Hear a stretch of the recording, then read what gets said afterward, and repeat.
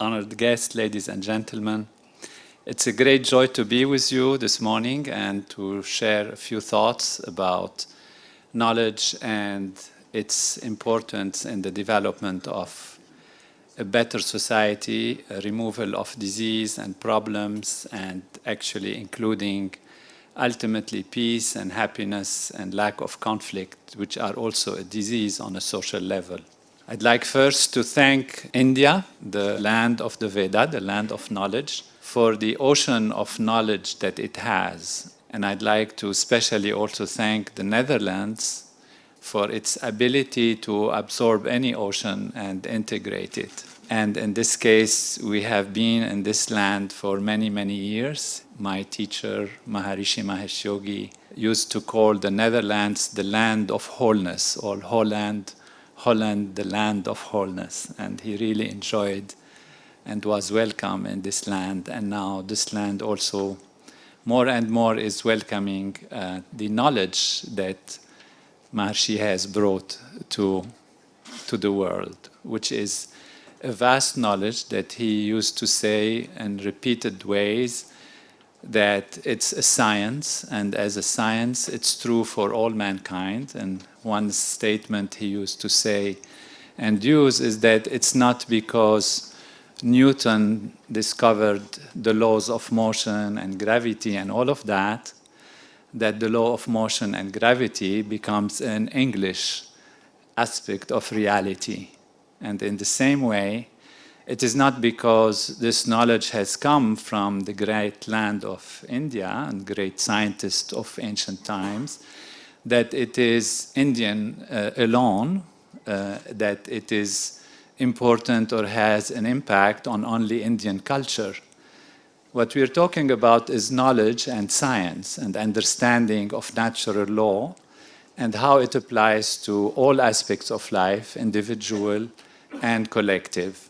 We talk a lot about specific medical approaches in healthcare, and that's very important as someone who has spent a great part of his life, myself, in the study of molecules and how they impact health, going to the point of knowing why, how we hear, how we understand things, how we see, what molecules, what chemistry, what electricity in the brain creates different moods or creates different reactions.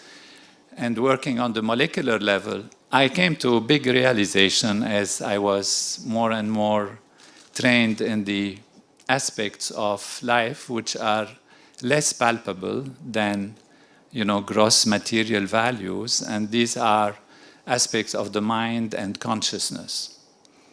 Without putting down the value of medical procedures, which are extremely important, and by the way, Maharishi, who is my teacher from this knowledge, from the Vedic tradition, emphasized that Ayurveda is all science of life, which means it also includes new discoveries, new methods, and its scope spans all of this and understands the relationship between the individual, the society, the different parts of the time of the day, of the season, the different aspects of food and diet, and the complex realities, including mind, thinking, behavior in the field of treatment. When I was at MIT, we had, I was still a student, there was a big project in which I partially participated. It was, at the early 80s, the study of Alzheimer's disease, which was coming to be a big issue and a big question in science. It was still unknown. My department, which is Department of Brain and Cognitive Science, deals with the brain and therefore cognition also, which is the ability to see, to hear, to understand, to memorize, to all of these values, was specialized also in neurotransmitters, which means what chemicals in the brain influence what aspects of behavior and thinking and feeling, etc. And so a big, huge budget was given to us to study Alzheimer's disease from the perspective of these chemicals. So we devised a study with 5 groups, 4 of which received enhancers of neurotransmitters.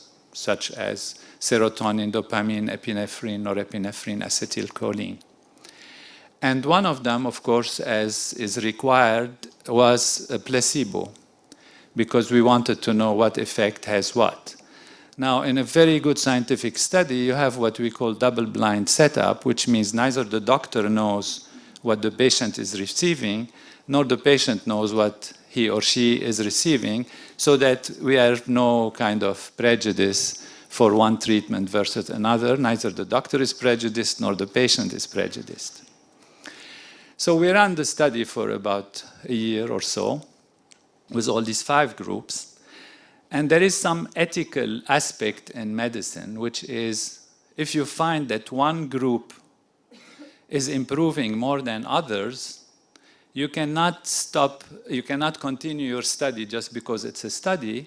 You have to stop the study, open the labels, and know which group has the best results so that you can give it to the others. We're not playing with patients. We want to cure them. We want to improve their situation. So we stopped the study because there was one group that was literally much better than the other groups. And it turned out to be the placebo group. And of course, this study wasn't published because it's a placebo effect, and therefore it is not an effect. And I was wondering, how does this work? What is happening here? And when we take this to its ultimate reality, we realize that life and living and health have so many aspects related to our mental behavior, mental thinking, mental attitudes, etc. Just think of the day when you wake up and you're not well rested. You're tired, you haven't slept well, everything bothers you, you're upset, you make wrong decisions, you can get into an accident, and you don't, eat the right things, you just eat the wrong things, and do all kinds of things. Now, all of this is a result of a mental situation on the level of awareness, on the level of consciousness. Can you solve all of this just by one little targeted drug? It's almost impossible, actually. It is impossible, because a human being is much more than a few molecules and electrical activities. Now, having said this, I want to still say medicines are important. We have to take our medicines. We have to follow the procedures. There are so many aspects of treatment that are very important and necessary. But we should never ignore the fundamental aspect, which is awareness and consciousness. In poor awareness, drowsy awareness, people make mistakes, they eat the wrong things, they forget their medicines even, they forget to behave in a proper way, and they get into big trouble. So, whereas in Ayurveda we support all approaches, which includes, of course, medicines, treatments, even diagnostic procedures, modern procedures, surgery when is needed, and also aspects of diet and daily living, which are also very important and often ignored. And I refer to our great Trigunaji. His father was one of the greatest Ayurvedic doctors of India, and he's following in his path also. He used to say one very big aspect of Ayurveda is that it is kitchen medicine, which means how to use actually food and diet and daily routine, how the mother at home can cure disease and prevent disease. And this other aspect, when we talk about medical costs, etc., is that we emphasize much more than we should, in fact, cure versus prevention. So prevention is a very important aspect of treatment, of health, of wholeness. And that has to be emphasized, and that is what Ayurveda emphasizes, because it looks at the processes that are happening in the physiology, not only on a molecular level, but on a holistic level, and ensures that the individual physiology, which means every one of us is different, and therefore everyone will react differently to a heat wave, to a cold day, to some foods that are cooling versus heating, etc. And therefore our diets, which today we know there is all kinds of fats that come in it. Someday you hear fat is a horrible thing. You should never eat fat. And for years people just don't eat fat. And suddenly we are hearing, no, it's not fat that's the culprit. It's sugar. You should absolutely stop eating sugar, and everybody stops eating sugar. And you take all kinds of amounts of this versus that, and that is across the board. We have a science from Ayurveda that actually highlights individual body types and how every individual in different seasons and different times of the day have things that are more appropriate for them in terms of what diet to eat in a balanced way, and different tastes, different rasas, different aspects of the diet. So there is this very, very rich knowledge and very important knowledge that can sound very basic on some level, but which is very profound to deal with all of these aspects. And coming back to consciousness, it's not something that is dealt with on the surface level, like good ideas or, talking to the person, calming them, which is, in the field of psychology and psychiatry, which is also very nice and necessary, or even, trying to modify the mood by putting your attention here, putting your attention there, which are also important and necessary.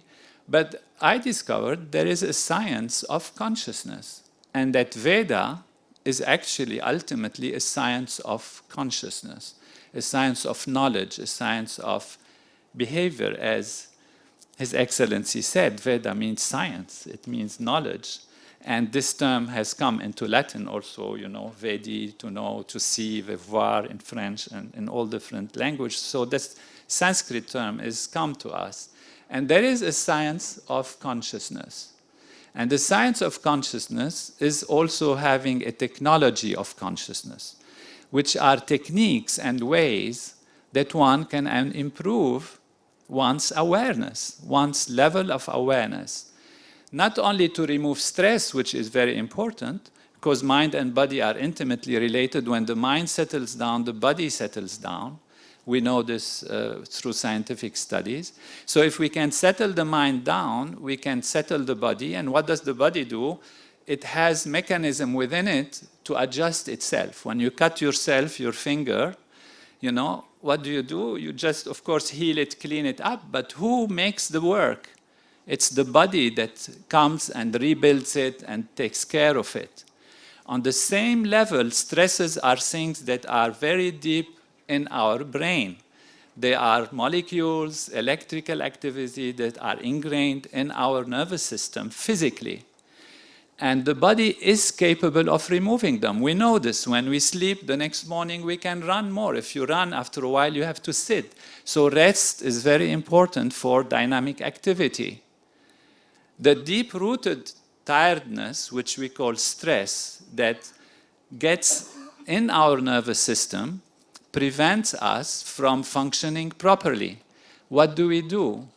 The sleep of the night is not enough to remove it because it doesn't give enough rest. There are technologies from the Veda, from Ayurveda, from the ancient techniques, such as, and that's the one that is most researched scientifically, Transcendental Meditation. It's a big name, sometimes difficult to pronounce it, but it is a simple technique. You sit in the chair, you close the eyes, and you allow the mind to settle down in a very technical way. It's a technique. It's not a philosophy, it's not a way of living, it's not a belief system. And that is why Veda is a science. Veda is a science, it's not a belief system. It has become and used to become a belief system in many ways. But I want to reassure anyone in our audience that nobody has to leave their belief systems, nobody has to change their ways of life, nobody has to do things. Of course, the ways of life will change naturally when one is more alert, more rested. Just techniques, there are techniques of awareness, techniques of consciousness that develop the awareness, that gives you such clarity of thinking and at the same time gives such a deep rest to the physiology that it itself removes these stresses that have been imprinted on our nervous system in an automatic way. In the same way as you heal your finger, it heals itself.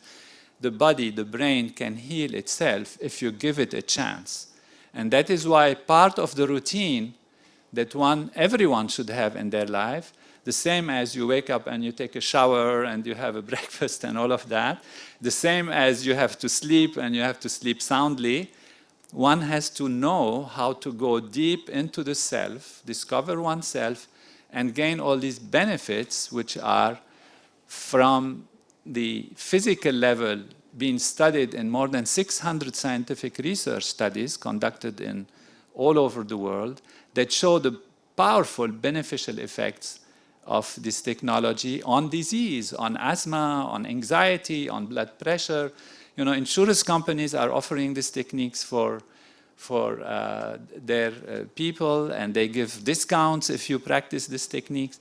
So it is really a joy to see that this is coming now to the mainstream, that we realize we have to have a complete approach to health, which includes everything from mind, body, consciousness, behavior, and particularly, of course, also different approaches of using herbs and medicines and diets, and integrate that so that we can truly solve the problems of health that we have in the world today. And I emphasize consciousness because this is usually something that's left, you know, it's like, oh, it's some kind of a belief on a level of thinking, on the level of something vague. What is consciousness after all, you know? What is consciousness is the only thing we are sure about. You know, without consciousness, you cannot dream, you cannot think, you cannot love, you cannot feel, you cannot interact. If you don't have consciousness, you have nothing. It's our life. One thing we are sure about is consciousness. Everything else is changing.